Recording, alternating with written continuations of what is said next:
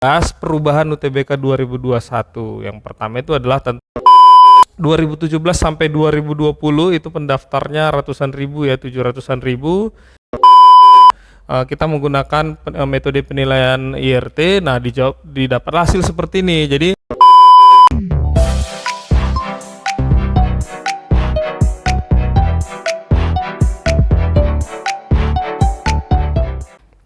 selanjutnya ini adalah poin penting. Jadi ada perbedaan nilai UTBK 2019 dan 2020.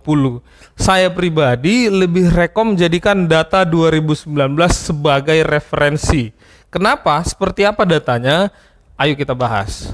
Sebelum kita lihat bagaimana skor-skornya, ingat bahwasanya di 2020 materi uji hanya TPS, sedangkan 2019 itu ada TPS dan TKA.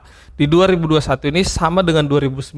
Ini salah satu alasan kenapa saya lebih rekom jadikan data 2019 sebagai referensi.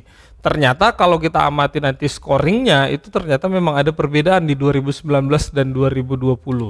Nah, ini adalah contoh statistik UTBK.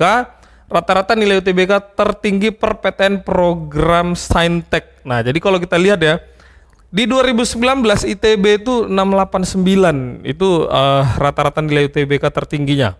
Kemudian di 2020 itu 624, UI 679, di 2020 620, UGM 659, di 2020 611. Nah, jadi kalau kita lihat di sini, kalau kita jadikan acuan data 2020, sebenarnya ini udah turun ya, bisa dibilang turun scoringnya, lebih rendah skornya dibanding 2019. Apakah kemampuannya yang turun? Saya rasa tidak. Inilah yang terjadi pada scoring dikarenakan soal itu adalah TPS, dan di 2019 itu skor berdasarkan soal dari TPS dan TKA. Jadi jangan lupa, semakin banyak yang jawab soal yang benar, maka bobot nilainya akan semakin rendah. Nah, jadi analogi saya adalah di 2019 itu ada TPS dan TKA. Artinya kemungkinan ataupun kans untuk ada indikasi ataupun jenis-jenis soal sulit itu lebih banyak atau lebih tinggi dibanding 2020 yang hanya soal TPS. Nah, jadi kenapa saya bilang gunakan referensi data 2019? Karena kita kembali ke 2019 itu memakai TPS dan TKA. Nah, jadi kalau bisa dibilang, jadi tahun 2021 ini mungkin ITB akan kembali di angka 650 sampai 689 untuk rata-rata nilai UTBK tertingginya. Tapi kita lihat saja nanti, ini hanyalah prediksi, tetapi mungkin bisa dijadikan referensi buat kalian semua. Selanjutnya ini untuk Soshum ya. UI itu 662, 2020 628. Jadi Saintek Soshum perbedaan angkanya hampir sama, ada di range 30 sampai 50 poin. Nah, jadi kita lihat ada perbedaan-perbedaan yang hampir sama terjadi di seluruh rata-rata PTN. Nah, jadi ini bisa jadi referensi kalian.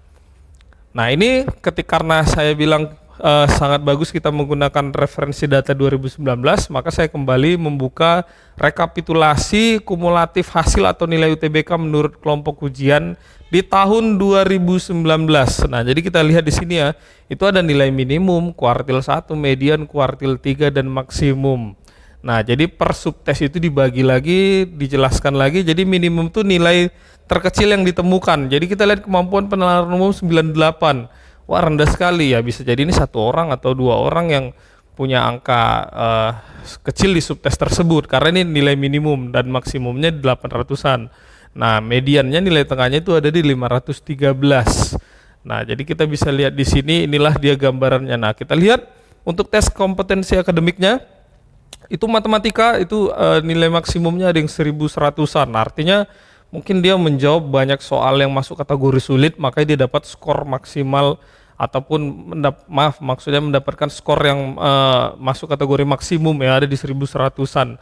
Nah, fisika, kimia, biologi. Nah, inilah yang saya maksud tadi ketika kita ada tes kompetensi akademik. Nah, jadi skornya itu bisa lebih maksimal karena bisa jadi ada beberapa indikasi ataupun jenis soal yang masuk kategori soal sulit. Nah, jadi bisa dapat skor tinggi dari tes kompetensi akademik ini. Nah, ini untuk yang Soshum ya. Soshum kita lihat hampir sama untuk nilai TPS-nya. Kemudian di TKA-nya kita lihat itu sama, hampir di TKA-nya itu mendapatkan skor-skor maksimum ya, skor-skor yang cukup tinggi. Cuman bedanya di 2019 itu ada matematikanya, di 2021 ini udah nggak ada lagi matematika soshum. Nah, jadi ini bisa jadi referensi kalian bagaimana statistik ataupun rank skor untuk 2019. Nah, ini bisa dijadikan referensi. Nah, ini statistik skor UTBK yang rekapitulasi kumulatifnya. Nah, jadi ini adalah jumlah pesertanya ya. Kita lihat untuk yang di bawah 300 itu 5.000. Nah, yang perlu kita amati di sini adalah di mana angka besar, artinya di skor berapa yang didapati oleh mayoritas peserta.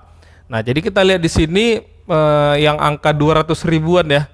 200 ribuan ataupun 100 ribuan itu artinya didominasi oleh seluruh peserta. Misalnya kayak penalaran umum. Di penalaran umum ternyata yang 200 ribuan itu di skor 401 sampai 500, 501 sampai 600. Nah, jadi rata-rata peserta punya skor penalaran umum di 400 sampai 600. Nah, jadi kalau kamu punya skor di atas 600, kamu udah di atas mayoritas. Artinya rata-rata orang mayoritas di 400 600, di atas 600 kamu udah di atas mayoritas. Karena di 400 sampai 600 itu udah 400 ribuan gitu. Untuk subtes penalaran umum. Nah, selanjutnya lihat lagi subtes lainnya.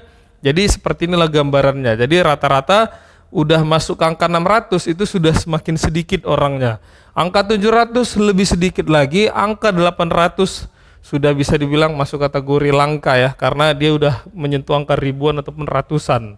Jadi menyentuh angka 800 itu memang sangat sulit. 700 itu saja sudah sangat bagus gitu. Karena itu sudah di atas lagi, di atas mayoritas lagi gitu. Jadi kalau kamu mau punya skor yang maksimal ya usahakanlah dapat skor 700 800.